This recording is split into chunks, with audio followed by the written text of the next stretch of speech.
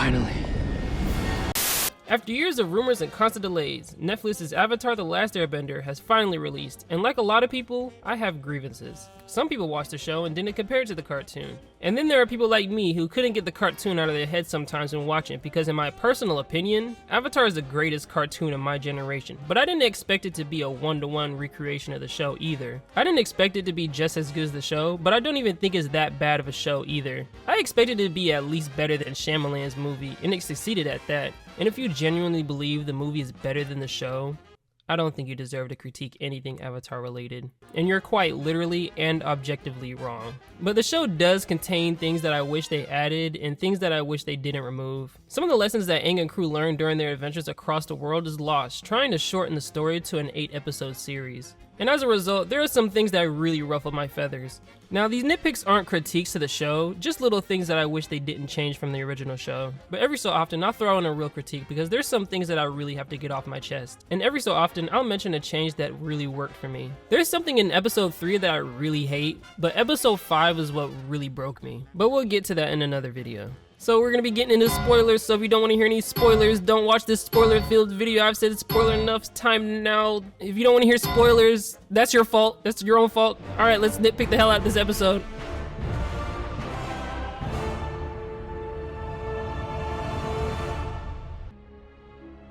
Wait, is that the comet? Wow, that comet's kinda whack in comparison to the original.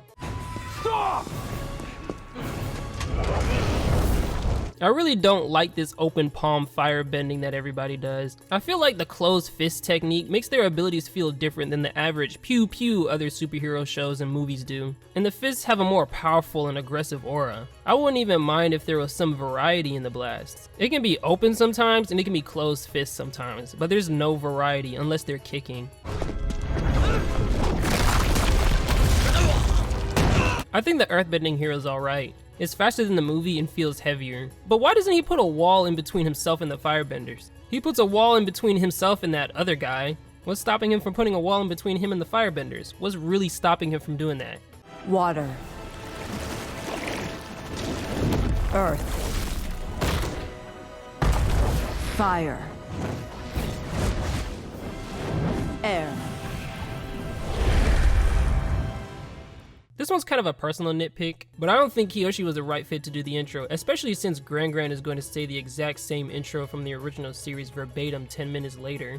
I think it should have been Katara from the beginning. I don't see the significance in it being Kiyoshi specifically. In the original, Katara did the intro because she was telling the Avatar story while also telling us how it affected her life. And I really don't see the point in explaining the Avatar cycle if Gyatso is going to explain it to Aang a little while later. Why do I have to be different? Can't I just keep pretending I'm your friend? You are my friend. You will always be my friend. Alright, it's real critique time. These two don't really feel like friends here. They don't hang out or talk about anything other than their duties as either an airbender or the Avatar. We don't actually get to see them goof off or be friends like the original. They don't have to airbend pies in people's faces, but show them doing something fun, you know? They can play airball or something. It doesn't really matter, just show them doing anything fun to show their friendship.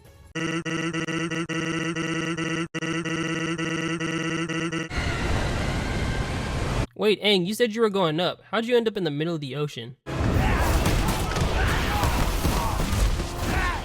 One thing that bothers me about airbending is that you can't really see anything. Now, before anybody gets mad at me, I know you can't see air. I just wish the air picked up more dust and dirt so we can see where the air currents are moving, because sometimes it either looks like hot air or people are getting knocked out by the force. The power of Sozin's comet doesn't really look that much different from regular firebending, unless Sozin himself is the one firebending. I don't want to keep comparing, but in the animated show, there was a massive difference between regular firebending and Sozin's comet, not just in the Fire Lord, but also in regular firebenders. Maybe the comet gets closer every 100 years. Huh, weird. So did the Fire Nation see the sphere of ice and just ignore it? No one was just a little bit curious? There's a severe lack of wildlife in the South. I'm not saying they have to go penguin sledding or even interact with them. They could just be walking around in the background in shots like this or that. But I'm sure we'll see more animals in the future, right? The monks told me bending is about energy and balance. By feeling the energy around you, you can find balance. By finding balance, you can feel the energy. No, what you said made no sense at all.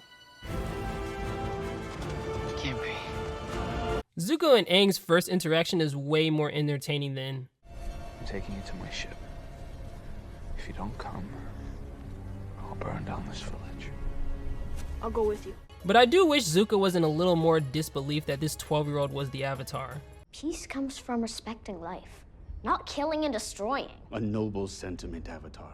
But in the end, for most of us, it doesn't matter how this war started. It only matters how it can end. And the belief is that by capturing you, the Fire Nation can finally bring that about. Is that what you believe? I actually really like this conversation they added. It's probably the first original scene that I really like. It shows two characters who to a certain extent have the same beliefs, but because Iroh's on the other side and a part of the royal family, he has an obligation to follow the Fire Nation's propaganda. And I can definitely see these two having the exact same conversation in the animated series. Stop him!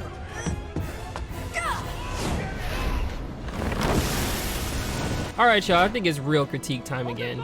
Aang gets off this ship way too easily. There's no real struggle for Aang in this scene. He doesn't even almost encounter someone when aimlessly wandering the halls. There's not even someone guarding the door. In the original, Aang ran past a couple guards and encountered Zuko while also retrieving his staff. But here he just finds his staff, basically on accident, and Zuko for some reason is already outside, and from what I can tell, he's actively looking for Aang. That is not the face of someone who noticed at this very moment his prisoner has escaped. Okay, what's the difference between all of the soldiers' fireballs and Zuko's? Is it faster? Is it bigger? It still took a minute to get to him. And why can't Aang just dodge the fireball? We've seen him do it already. He's dodged like 8. Did he just not know it was coming? He'll be alright, he can fly. Any moment. He'll just start flying at any moment. Oh, okay, never mind.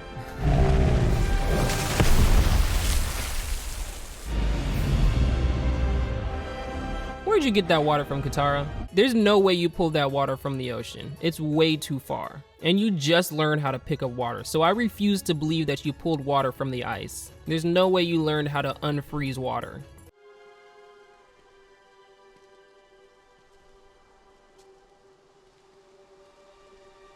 There's a lack of exploration in this scene. In the original, Aang takes Katara and Sokka around the temple and shows them all of his favorite places and shares his memories with them. But here it's all about business. We can't waste time on things like Aang's personality or Sokka's desire for food. No, we only have an hour and we wasted our time on these scenes. Let's know.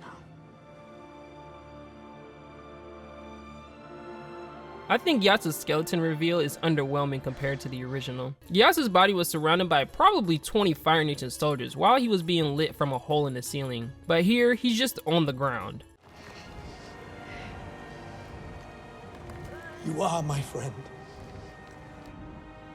You will always be my friend.